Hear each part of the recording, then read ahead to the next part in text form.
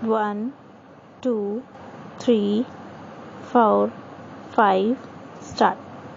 I thank you, madam, for giving me this opportunity. Before I go into the subject as such, I would like to state that from the letter which has been written by the Finance Minister to the International Monetary Fund, it seems that the Government of India believes that the policies set forth in the memorandum are adequate, and to achieve these objectives it will take additional measures that may be appropriate and in accordance with the policies of the fund. On such consultations, there has been much debate on the question whether our policies are being framed by the International Monetary Fund or not.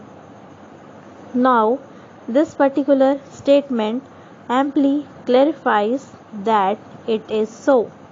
Para. There is an international body, the Organizations for Economic Cooperation and Development, according to which up to the end of 1990, India was the third largest country with external borrowings of about rupees 1,82,000 crores. In between, there has been further borrowings, and I would like to know from the Finance Minister what the present position is with regard to our international borrowing. Para. There has been a talk of the outflow of non-resident Indian deposits which has been halted. We find that it is stated to be to the extent of rupees 870 crores per month, which has been stopped. But in spite of amenity given and so many concessions offered, what is the actual inflow of non-resident India's deposits into our country?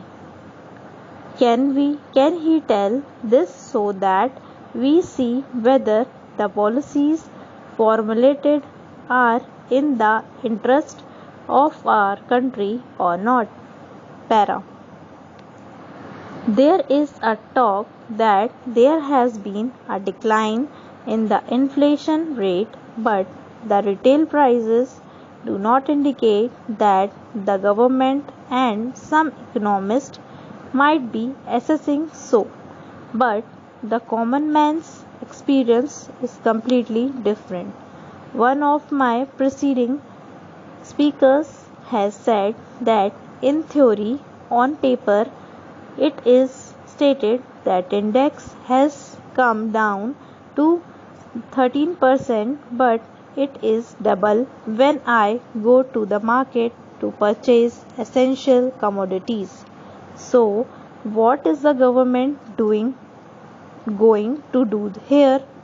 Para. One of the policies outlined in this memorandum is that there is going to be a freezing of dearness allowance.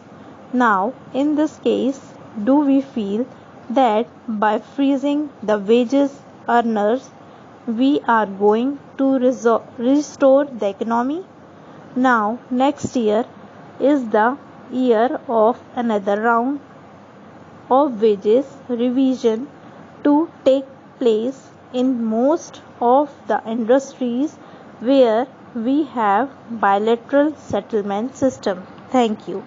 Please subscribe my channel and hit the bell icon so that you can get my new videos